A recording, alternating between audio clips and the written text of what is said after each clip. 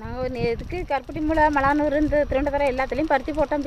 பருத்தியும் போட்டு ஒன்றுமே எங்களுக்கு விளையவே இல்லை. நாங்கள் போட்டு நெருக்கி 40-50 போல் செலவு பண்ணிவிட்டு நட்டமாக போயிட்டு நிவாரணம் வேணும் எங்களுக்குன்னு நாங்கள் எழுதி கொண்டு விட்டோம். நிவாரணமும் வரல. ஏதாச்சும் எங்களுக்கு நிவாரணம் வரணும். ஏன் பருத்தி இப்போ கொளுத்தி விட்றீங்க?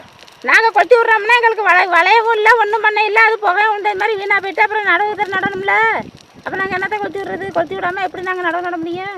இப்போ அரசுக்கிட்ட என்ன கோரிக்கை வைக்கிறீங்க? அரசுகிட்ட நாங்கள் என்ன கோரிக்கை வைக்கிறோம்? எங்களுக்கு நிவாரணம் வேணும்னு கோரிக்கை வைக்க வேண்டியதான்.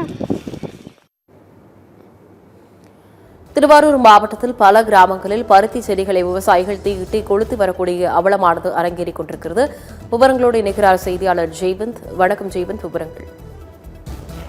வணக்கம் ரவி. திருவாரூர் மாவட்டத்தில் பாத்தீங்கன்னா நெல் சாகுபடிக்கு அடுத்தபடியாக கோடை சாகுபடியான பருத்தி மற்றும் எள் பயிரிடுவது வழக்கம். குறிப்பாக இந்த ஆண்டும் திருவாரூர் மாவட்டத்தின் பல்வேறு பகுதியான ஆலத்தூர், விக்கிரபாண்டியம், திருவண்டதுறை, மலவராயநல்லூர், கருப்பட்டி மூலை உள்ளிட்ட பல்வேறு பகுதிகளில் பல்லாயிரம் ஏக்கர் கணக்கில் பருத்தி பயிரிடப்பட்டது.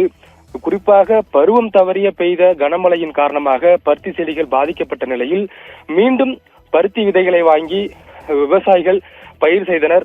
அதனைத் தொடர்ந்து பல்வேறு சூழ்நிலைகள் காரணமாக பருத்தி என்பது பூத்து எடுத்து வந்த நிலையில் விலையும் போகாத காரணத்தினாலும் அதே போல் ஒழுங்குமுறை விற்பனை கூடத்திலும் சரியான விலை போகாத காரணத்தினாலும் பல்வேறு பகுதிகளில் பருத்தியை எடுப்பதற்கு கூட ஆள் கிடைக்காமல் பருத்தி விவசாயிகள் அல்லாடி வந்தனர்.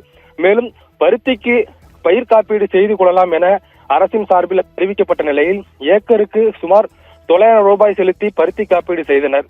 மேலும் தற்போது திருவாரூர் மாவட்டத்தின் பல்வேறு பகுதிகளில் அடுத்த கட்ட விவசாய பணிகள் ஈடுபட உள்ள காரணத்தினால் பருத்தி செடிகளை தீயிட்டு கொளுத்தி வருகின்றனர். குறிப்பாக வெறும் செடியை பருத்தி பூத்த நிலையில் செடிகளை கொளுத்துவது மிகவும் வேதனை அளிப்பதாகவும் விவசாயிகள் தெரிவிக்கின்றனர். எனவே விவசாயிகளுடைய முக்கியமான கோரிக்கையாக இருப்பது என்னவென்றால், பருத்திக்கு நாங்கள் பயிர் காப்பீடு செய்துள்ளோம், உடனடியாக அதுக்கான காப்பீடை வழங்க வேண்டும். வழங்கினால் மட்டுமே அடுத்த கட்ட விவசாய பணியில் விவசாயிகள் ஈடுபட முடியும் என தெரிவிக்கின்றனர்.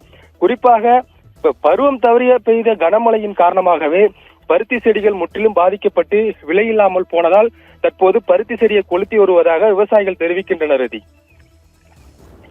விவரங்களுக்கு நன்றி ஜெய்வன். திருவாரூர் மாவட்டத்தில் பல கிராமங்களில் பருத்தி செடிகளை விவசாயிகள் தீயிட்டு கொளுத்தக்கூடிய அவலமானது அரங்கேறி வருகிறது. முக்கிய செய்தியாக பார்த்து விவரங்களை செய்தியாளர் ஜெய்வந்த் வழங்கியதை கேட்டனர்.